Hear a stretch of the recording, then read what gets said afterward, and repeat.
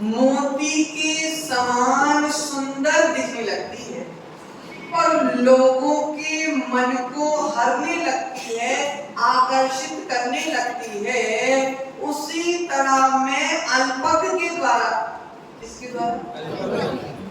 मेरे जैसे अल्पक के द्वारा जब आपकी भक्ति करी जाती है तो वह भी सबके मन को आनंदित कर रही है, सबके मन को हर रही है। इसमें मेरा कुछ नहीं, सब कुछ आपका प्रभाव है।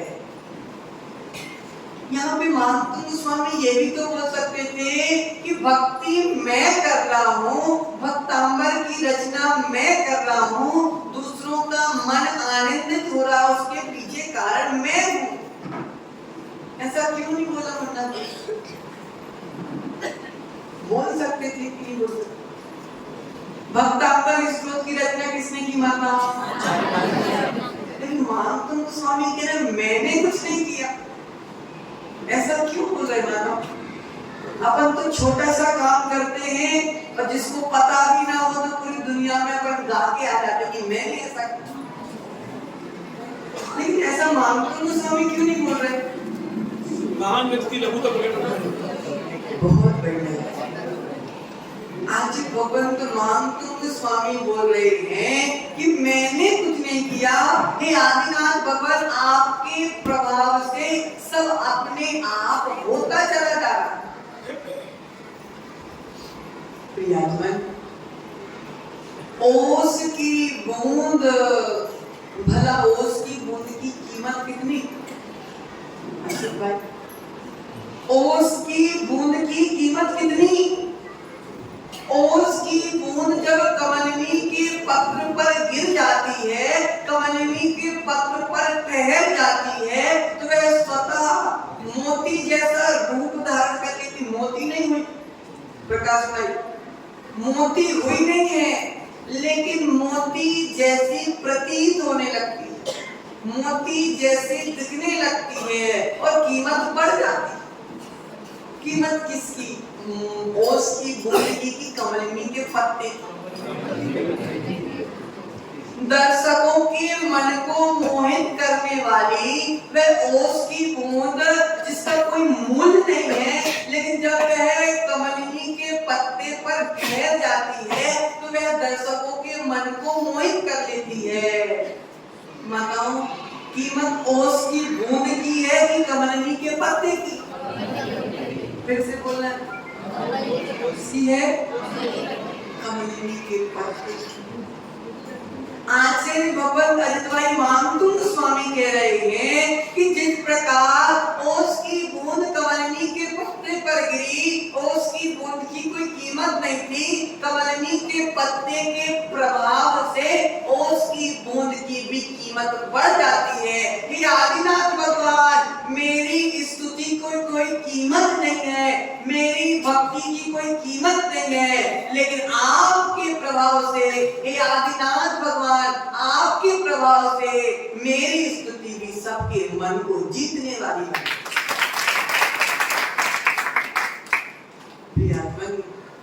ओस की बूंद को, ओस की बूंद की कीमत बनाने का श्रेय जाता है कमलनी के पत्ते को।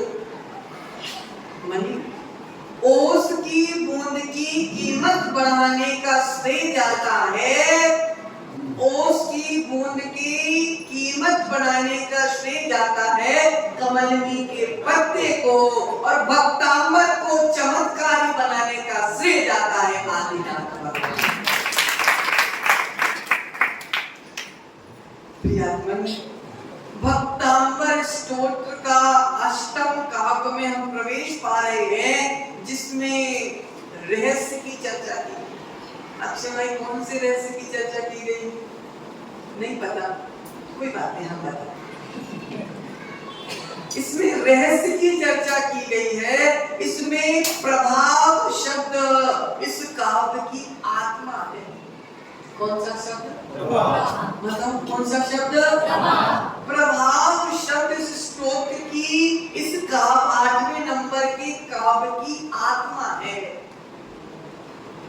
उसके विषय में अपन जानते हैं। तो आज भगवंत कह रहे हैं प्रत्येक वस्तु का प्रभाव होता है।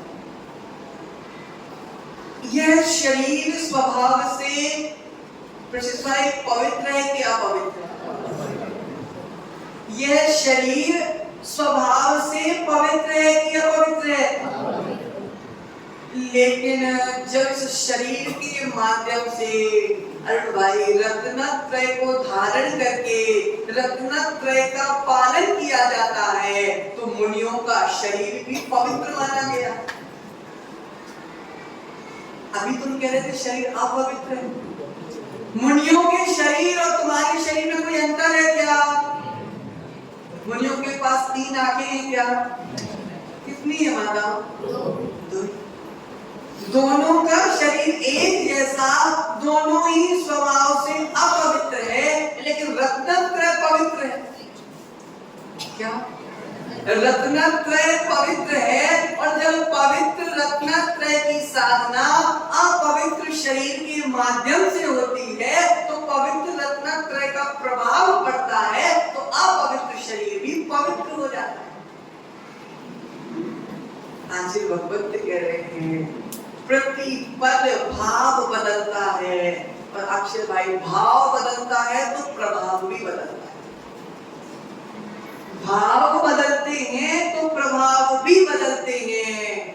अक्षय भाई सबका भाव एक जैसा है,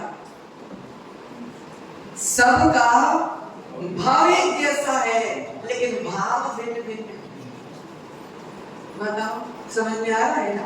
नहीं समझ में आते मैं बोल दे, ठीक है? भाव सबका एक जैसा है, लेकिन भाव सबके भिन्न भिन्न है। आज भगवंत यहाँ पे कह रहे हैं कि भाव सबके भिन्न भिन्न है, और इसलिए गति भी सबकी भिन्न भिन्न होगी। उदाहरण के माध्यम से माता इनको क्या है, इनकी गृहस्थी वाला उदाहरण तो ही समझ में आएगा। अरे भाई, क्योंकि जो जिसको पसंद करता है वह उसको मिल जाए तो आनंद आता है। मतलब भाई खाने में क्या पसंद है? क्या? मीठा पसंद है, और मीठा मिल जाए तो कितना आनंद आता है। ऐसा ही माताओं के लिए ये गृहस्थी में इतने लिप्त हो चुके हैं, इनको गृहस्थी के उदाहरण तो जल्दी समझ में आते। मतलब अब आपको समझाते आपकी भाषा में, ठीक है? आपने रोटी बनाई, सबने रोटी बनाई, रोटी आपने बेली, तवा पर चढ़ाई, आधी से ज्यादा रोटी आपने तवा में सेकी, और तवा में सेकने के बाद अग्नि पे डायरेक्ट सेकी तो रोटी फूल के इतनी मोटी हो गई। तवा में रोटी सिक गई, तवा से रोटी सीखी कि अग्नि से रोटी सीखी? तवा में रोटी सीखी तुमने, तो तवा में सेकी रोटी। हमसे बात करो, आपस में बात करो। अगर तवे में रोटी सीखती तो बर्तन की दुकान में तो तवा ही तवा रखेगी, उसमें जाके रोटी रख दोगे तो क्या सीख जाएगी? जिस प्रकार रोटी सीखी तो तवा में, लेकिन तवा में अग्नि का प्रभाव था। देखो 3 संबंध समझना। अग्नि का प्रभाव तवा पर पड़ा, फिर तवा का प्रभाव रोटी पर पड़ा। जिस प्रकार रोटी सेकी तो तवे में, लेकिन प्रभाव किसका था? अग्नि का था। अब समझ में आ रहा है? जिस प्रकार रोटी सेकी तो तवा में, लेकिन प्रभाव अग्नि का था। मानकुंड स्वामी आपको समझा रहे हैं, रोटी पकाने की क्षमता अग्नि में थी, लेकिन पकाई किसने? अग्नि का प्रभाव तवा पर पड़ा, तवा का प्रभाव रोटी पर पड़ा, रोटी पक गई। सेकी रोटी तवा ने, लेकिन प्रभाव किसका था? उसी प्रकार आचार्य मानकुंड स्वामी कह रहे हैं, भक्तांबर की रचना मैंने की, लेकिन प्रभाव आदिनाथ भगवान आपका।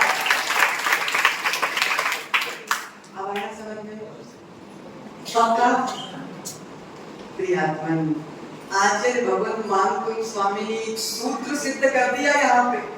क्या सूत्र सिद्ध कर दिया? कि रोटी पकाने की क्षमता तवा की निजी क्षमता में, बिना अग्नि के तवा रोटी पका सकता था क्या?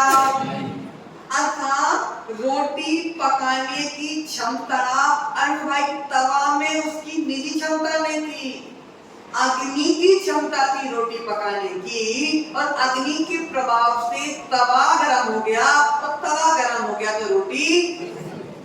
उसी प्रकार ही आदिनाथ भगवान मानकुंज स्वामी बोल रहे हैं कि आदिनाथ भगवान, इतने महान स्रोत की रचना करने की मेरी निजी क्षमता नहीं थी।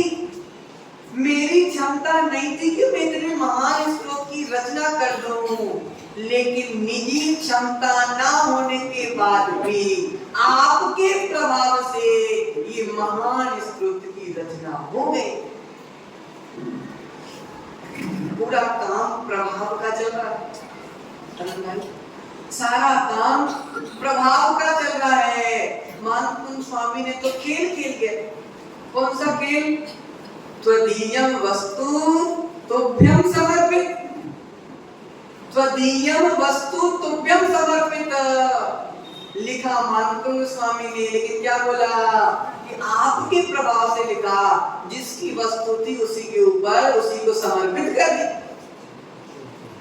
प्रियात्मन, शिष्य विद्या को प्रकट कर रहा है गुरु के प्रभाव से। शिष्य विद्या को प्रकट कर रहा है गुरु के प्रभाव से। वनस्पति हरी हो रही है जल के प्रभाव से। शिशु बलवान हो रहा है माँ के दूध के प्रभाव से। मतलब समझ में आया? शिष्य अपनी विद्या को प्रकट कर रहा है गुरु के प्रभाव से। हरियाली अर्थात वृक्ष में हरियाली हो रही है जल के प्रभाव से। छोटा बालक शिशु बलवान हो रहा है माँ के दूध के प्रभाव से। उसी प्रकार द्रव्य क्षेत्र काल भाव के प्रभाव से यह आत्मा भी परमात्मा बनने का पुरुषार्थ कर रहा है।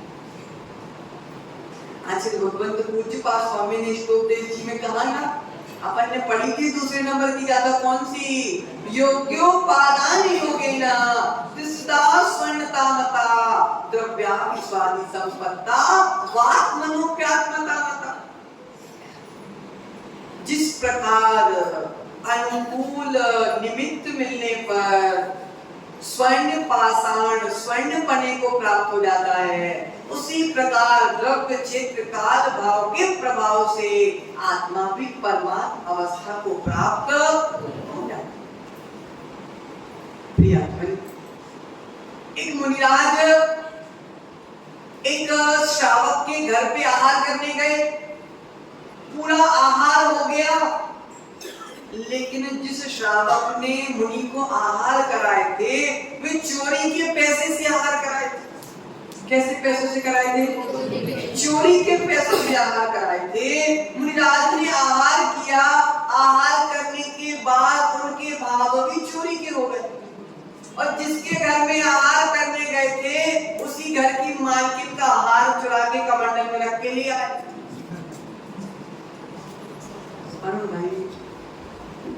चोरी के धन का अगर हमने आहार किया तो हमारे भाव भी चोरी के हो।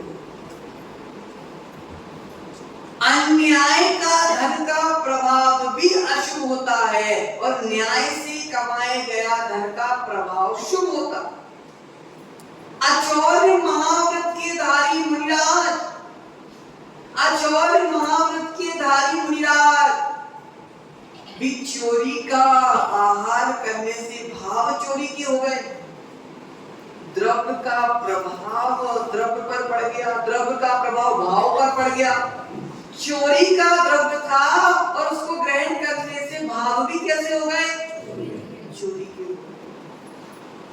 जब मुनिराज के ऊपर इतना प्रभाव पड़ सकता है तो मुन्ना भाई तुम किस खेत की मूली हो?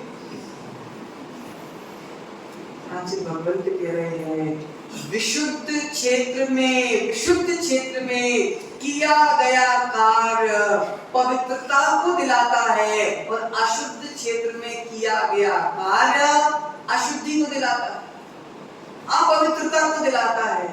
प्रभाव आज भगवंत कह रहे हैं, चाकू को देखकर अहिंसा के भाव आते हैं क्या माता?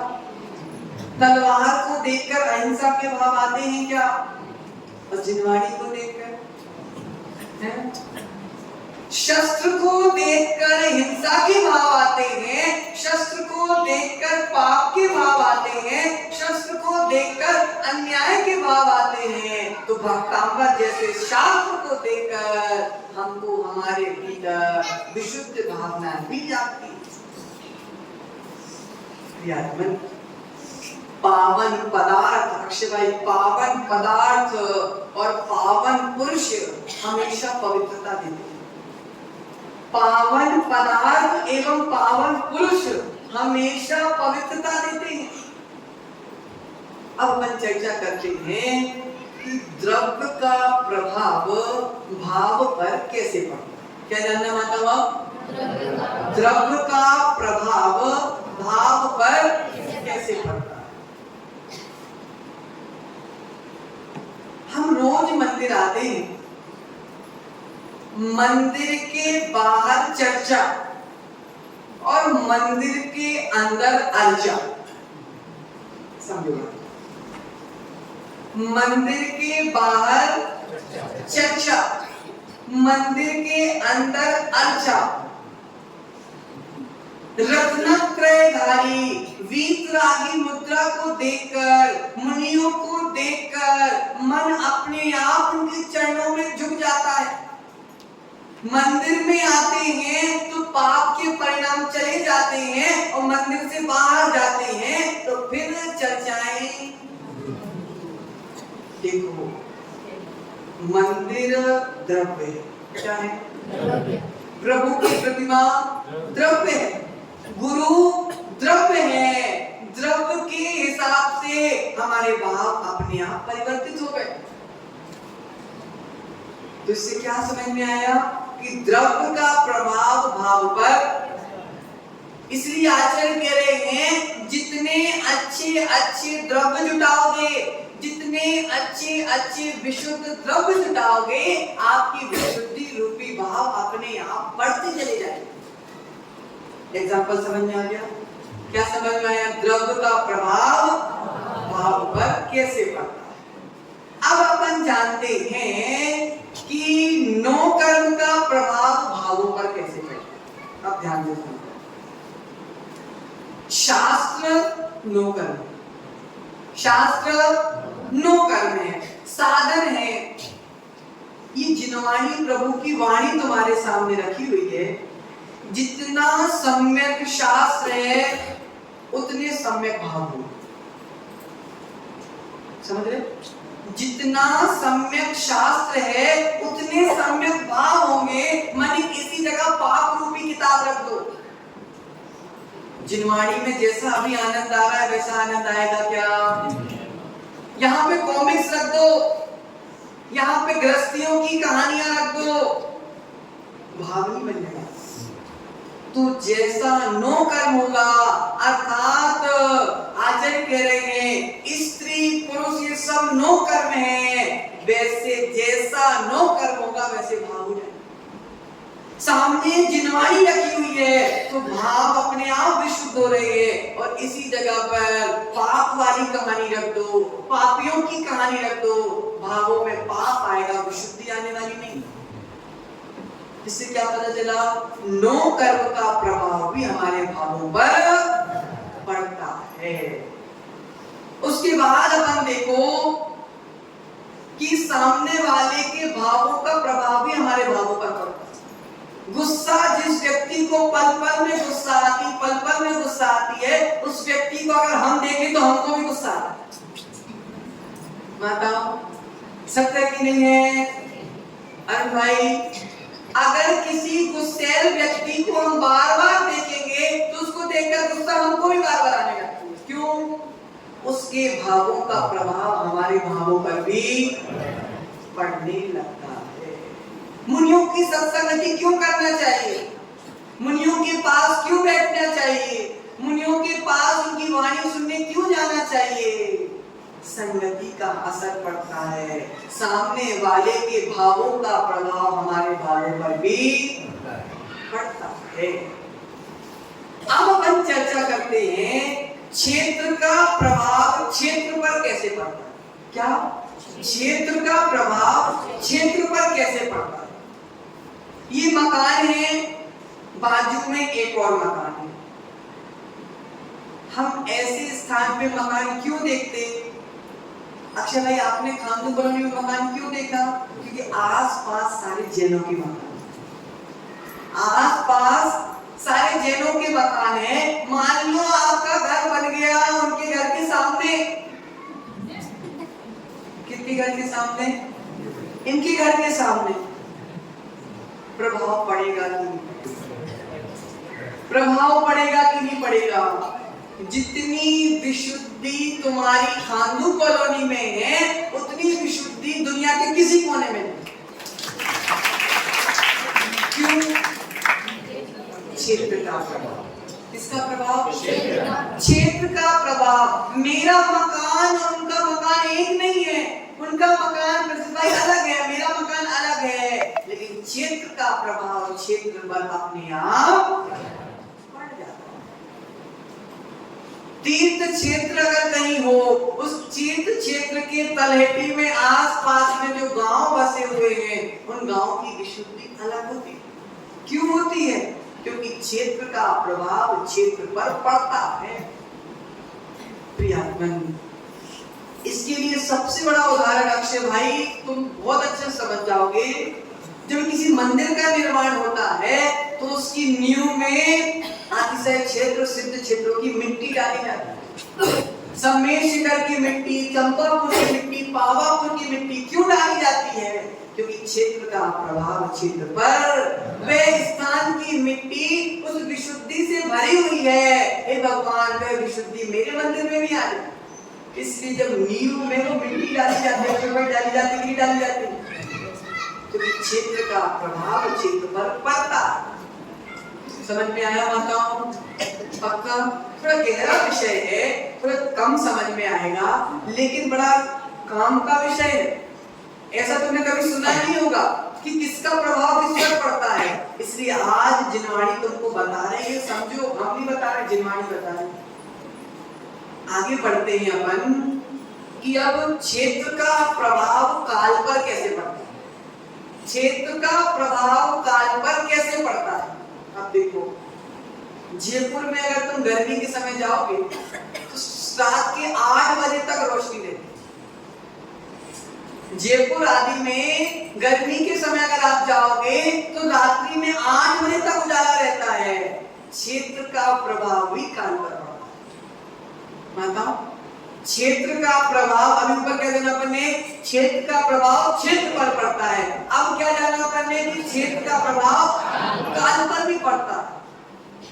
अब आगे अपन जानते हैं कि क्षेत्र का प्रभाव भाव पर भी पड़ता है। क्षेत्र का प्रभाव किस पे पड़ता है? भाव पर। वो कैसे जानते हैं? कि मंदिर के परिणाम अलग होते हैं अरुण भाई, और घर के परिणाम अलग होते हैं। घर मंदिर के परिणाम जितने तुम्हारे शुद्ध होते हैं, उतने अच्छे परिणाम तुम्हारे घर में नहीं हो सकते। क्यों नहीं हो सकते? क्योंकि यहाँ पर क्षेत्र विशुद्धि से भरा हुआ है, घर में इतनी विशुद्धि नहीं। आज भगवंत बताते हैं कि घर का एक व्यक्ति भी अगर धर्म करता है, घर का एक व्यक्ति भी घर में माला, एक माला भी फेरता है, उस माला की विशुद्धि घर पे आ जाती है। तो क्या क्षेत्र का प्रभाव भावों पर, मंदिर के परिणाम अलग और घर के परिणाम अलग। मंदिर भी क्षेत्र है, घर भी क्षेत्र है, लेकिन मंदिर का जो क्षेत्र है उससे भाव विशुद्ध होते हैं, और घर में जो क्षेत्र, घर रूपी क्षेत्र है, उसमें परिणाम और भावों में अंतर आ जाता है। क्षेत्र का प्रभाव भावों पर भी पड़ता है, और क्षेत्र का प्रभाव द्रव्य पर भी पड़ता है। अक्षय भाई, खानदू कॉलोनी में एप्पल का पेड़ लगा दो, धोखे में लग भी जाएगा तो कैसे एप्पल होंगे? नहीं लग सकता। एप्पल के पहले तो पत्थर मिलेंगे। हाँ। और कश्मीर के ऊपर तो क्या क्षेत्र का प्रभाव द्रव्य पर भी पड़ता है। कश्मीर जैसे एप्पल तुम खाने कॉलोनी में नहीं बना सकते, क्यों? क्योंकि क्षेत्र का प्रभाव भी द्रव्य पर पड़ता है। जैसा क्षेत्र एप्पल के लिए अनुकूल चाहिए वैसा क्षेत्र तुम्हारे यहाँ नहीं है। तो क्या समझ में आया? क्षेत्र का प्रभाव क्षेत्र पर, क्षेत्र का प्रभाव द्रव्य पर, क्षेत्र का प्रभाव भाव पर और क्षेत्र का प्रभाव, चारों समझ में आ गए? पक्का?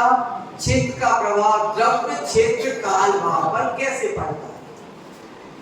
अब आचार्य भगवान जी बहुत प्यारी बात बताते थे कि एक समय में पुद्गल वर्गणाएं अर्थात पुद्गल परमाणु 14 राजू पर जाते हैं। कितने राजू पर? 14 राजू पर जाते हैं। और भाई तुमने श्याम से भगवान को नमोस्तु बोला, तुम्हारा नमोस्तु सिद्धालय चला गया, तुम्हारा नमोस्तु सिद्धालय चला गया। और कैसे? आचार्य भगवान एक समय में, कितने समय में? एक समय में 14 राजू ऊपर जाता है। कौन? पुद्गल परमाणु। दिलीप भाई हमारे पास आए, महाराज जी हमारा बच्चा विदेश में है, आप तो आशीर्वाद दे दो।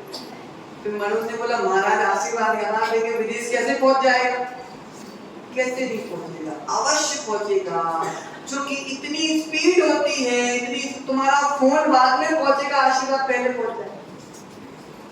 बताओ, तुमने जैसे बोला कि महाराज हमारा बेटा विदेश में, आप आशीर्वाद दे दो, महाराज ने ऐसा हाथ ऊपर करके बोला आशीर्वाद है, तुम फोन करके बाद में बताओगे, लेकिन महाराज का आशीर्वाद विदेश पहले पहुंच जाए। ये पुद्गल परमाणु की इतनी स्पीड होती है कि हम जहां भेजना चाहते वहां भेज सकते। तो चारों ओर ये पुद्गल वर्गणाएं तो भरी हुई है, और क्या बना है? तो अपन जानते हैं कि काल का प्रभाव द्रव्य पर कैसे पड़ता है। अब क्या जानना अपन को? काल का प्रभाव द्रव्य पर कैसे पड़ता है। यदि यहाँ पर हम पंच कल्याणक महोत्सव मना रहे हैं और आज का समय है, मान लो श्रेयांसनाथ भगवान का मोक्ष कल्याणक का दिन है, पंच कल्याणक छोड़ो, मान लो श्रेयांसनाथ भगवान के मोक्ष कल्याणक का दिन है, आपके भावों की निर्मलता कितनी बने? बताओ। यदि निर्वाण महोत्सव की वेला हमारे भावों को उज्जवल बनाती है, द्रव्य को पवित्र बनाती है, शरद पूर्णिमा के दिन में छत के ऊपर रात को खीर रख देना, रखना नहीं, रात्रि भोजन अपने यहाँ नहीं चलता, एमपी में चलता है। अमृत टपकेगा, अब अमृत टपके या न टपके, लेकिन क्षेत्र का प्रभाव द्रव्य पर पड़ता है। न वो क्या ग्रहण चल रहा है, भोजन ढाक के रखो, काल है, लेकिन काल का प्रभाव द्रव्य पर पड़ सकता है। देखो ना अरुण भाई, अशोक भाई, शरद पूर्णिमा काल समय है, शरद पूर्णिमा, शरद पूर्णिमा के दिन आचार्य विद्यासागर जी आर्य का ज्ञान की जैसे महान साधु और साध्वी का जन्म हुआ। बोलो ना, काल का प्रभाव द्रव्य पर पड़ा कि नहीं पड़ा? काल का प्रभाव द्रव्य पर पड़ा। इसलिए आचार्य भगवंत कह रहे हैं कि शरद पूर्णिमा का चांद और ग्रहण के समय जो काल चल रहा है, उसका प्रभाव अवश्य द्रव्य पर पड़ता है। समझ में आया? काल का प्रभाव किसके ऊपर? द्रव्य के ऊपर। समझ में नहीं आया तो पूछ देना। अब अपन जानते हैं कि काल का प्रभाव क्षेत्र पर कैसे पड़ता है। मान लो किसी स्थान पर गर्मी अधिक पड़ती है, वहां सूखा पड़ जाता है, और किसी जगह पर पानी इतना गिरता है कभी सूखा ही नहीं पड़ता, लबालब नदियां 12 महीने। तो काल है ग्रीष्म काल, उस काल का प्रभाव क्षेत्र पर पड़ा कि नहीं पड़ा?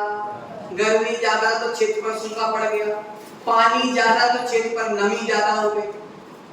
तो इस प्रकार आचार्य कह रहे हैं कि काल का प्रभाव क्षेत्र पर भी। उसके बाद जानते हैं काल का प्रभाव भावों पर भी पड़ता है। आप बहुत ध्यान से समझना, काल का प्रभाव भावों पर भी। मतलब पर्यूषण वर्ष में कितनी बार आता है? 3 बार। एक अभी बरसात में आएगा, एक ठंड में आता और एक महीनों के हिसाब से ना देखा जाए तो एक गर्मी का पर्यूषण, एक ठंडी का पर्यूषण, एक मनाते कौन सा हो? क्यों?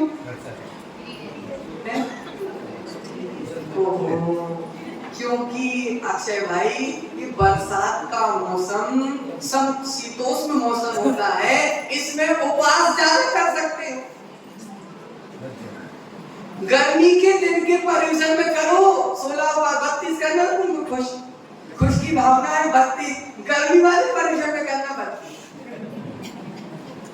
तो क्या अर्थात हमको जो ये अभी जो बरसात वाला पर्यूषण आता है, इसमें मौसम ना ठंडी का होता है ना गर्मी का होता है, साधना अनुकूल होती है, मुन्ना भाई आकुलता कम होती है। काल का प्रभाव तुम्हारे भावों पर पड़ गया। पड़ा कि नहीं पड़ा? काल का प्रभाव तुम्हारे भावों पर पड़ गया। अब जानते हैं अपन क्या भावों का क्षेत्र का प्रभाव द्रव्य पर कैसे पड़ता है। अब क्या है? क्षेत्र का प्रभाव द्रव्य पर कैसे पड़ता है। आज बाबा ने बहुत प्यारी बात बताई यहाँ पे कि मान लो अक्षय भाई तुम्हारा जो शत्रु है उसके प्रति तुम्हारे भाव खराब है। आज बाबा कह रहे निरंतर 6 महीने तक तुम उसके प्रति अच्छे भाव रखो। 6 महीने तक तुम उसके प्रति अच्छे भाव रखो, नियम से उसके भाव भी तुम्हारे प्रति अच्छे हो जाएंगे। नियम से उसके भाव भी तुम्हारे प्रति अच्छे हो जाएंगे, क्योंकि नियम से अच्छे भाव बनेंगे, उज्जवल भाव बनेंगे। माँ तेरा बेटा कितना भी खराब हो, तू उसके प्रति अच्छे भाव रखना, एक दिन बेटे के भी तुम्हारे प्रति अच्छे भाव अपने आप बन जाएंगे। प्रियतमन देखो प्रभाव की बात चल रही है अक्षय भाई। माँ के दूध का प्रभाव, माँ के दूध का प्रभाव। एक राजा थे, उनके 2 बेटों का जन्म हुआ, दोनों ने दीक्षा ली। उसके बाद फिर से 2 बेटों का जन्म हुआ, फिर दोनों ने दीक्षा ले ली। अब राजा चिंतित, जितने हो रहे हैं सब चले जा रहे हैं, राज्य कौन संभालेगा, इसके पीछे कारण क्या है? तो किसी ने बताया कि राजन जब आपके ये संतान रानी के गर्भ में रहते हैं ना, तो रानी उसको वैराग्य की शिक्षाएं देती है। रोज बोलती है बेटा तू मुनि बनना, बेटा तू मुनि बनना, बेटा तू मुनि बनना। और जब जन्म हो जाता है तो दूध पिलाती है और रोज बोलती है बेटा तू मुनि बनना, बेटा तू मुनि बनना, बेटा तू मुनि बनना। इसलिए बेटों पर इतना प्रभाव पड़ता है कि आपके बेटे मुनि बन जाते हैं। अब राजा चिंतित, राजा ने बोला क्या किया जाए। अब इस बार संतान का जन्म होगा, होते साथ इसको इसकी माता से दूर करके धाय माँ के पास में छोड़ दो, धाय पालेगी इनको। अब राजा ने जैसे ही अगली संतान का जन्म हुआ, उन्हें तुरंत गाय को सौंप दिया। अब बच्चा गाय का ही दूध पीता है। रानी ने बहुत बोला कि अब मैं नहीं दूंगी इनको संस्कार, लेकिन राजा को विश्वास, तूने 4 भेज दिए, क्या पता इसको भी भेज दे। गाय का दूध पीता था, वैसे ही भाव होने लगा क्षत्रिय जैसे। कैसे भाव होने लगा? वही लड़ना झगड़ना, रणनीति, राजनीति, युद्ध कौशल, अस्त्र शस्त्र विद्या आदि आदि सीख गया। लेकिन जब वो युद्ध के लिए गया तो माता को पता था कि इसने अपनी माँ का दूध नहीं पिया, ये जीत नहीं पाएगा। माता को क्या पता था?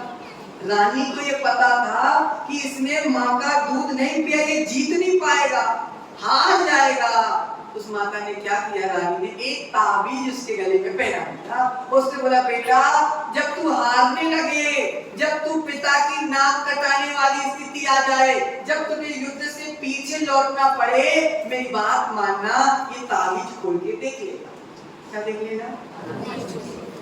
अब हो गया युद्ध में जब स्थिति बिगड़ गई, हारने वाली स्थिति हो गई, वापस लौटने वाली स्थिति हो गई, तब उसने सोचा कि माँ ने क्या बोला था, तुम ताबीज खोलकर देख लेना। उसने जैसे ही उसने बोला कि अब बस स्थिति बिगड़ गई, अब मैं ताबीज खोलकर देखता हूँ, और जैसे ही उसने ताबीज खोला उसमें लिखा था कि बेटा तेरे इतने सारे भ्राता सब मुनि बन के कल्याण कर रहे हैं, अब तेरे लिए भी एक ही ऑप्शन है कि तू मुनि बन जा। जो हाथी मुन्ना भाई रणभूमि में जा रहा था, वह हाथी मुड़कर वन में चला गया, हाथी में बैठे बैठे केस दर्ज कर लिया और बच्चा भी मुनि बन गया। कहानी किसकी है? राजा मधु की। प्रियात्मन प्रभाव, प्रत्येक वस्तु का प्रभाव पड़ता है। तो आज भगवत अब समझा रहे हैं कि क्षेत्र का प्रभाव द्रव्य पर कैसे पड़ता है। बोलो रानू माँ, आज विद्यासागर जी तुम्हारे बांसवाड़ा क्यों नहीं आए? बुंदेलखंड में क्यों रहते थे?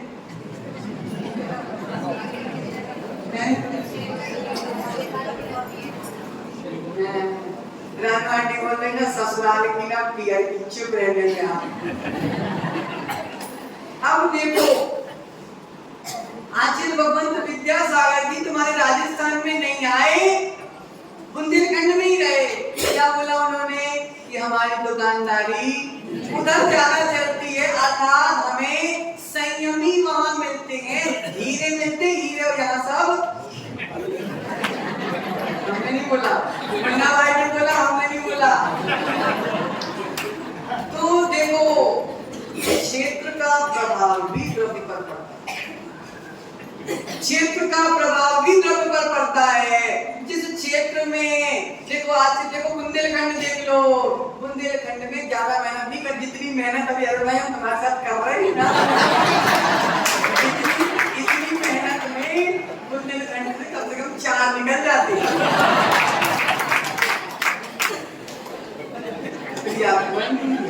क्षेत्र का प्रभाव द्रव्य पर पड़ता है, क्षेत्र का प्रभाव द्रव्य पर पड़ता है। अब आगे अपन चर्चा करते हैं भाव का प्रभाव द्रव्य पर कैसे पड़ता है। अब क्या जानना अपन को? भाव का पदार्थ, भाव का प्रभाव द्रव्य पर कैसे पड़ता है। माँ रोटी बना रही है, माँ रोटी बना रही है, प्रभु पतित पावन मैं अपावन शरण आयो शरण जी। माँ के भावों का प्रभाव रोटी पर आएगा कि नहीं आएगा? और उसी जगह माताएं आजकल क्या गा रही हैं? मुझ साजन, उसका प्रभाव भी रोटी पर आएगा कि नहीं आएगा? क्या समझ में आया माताओं?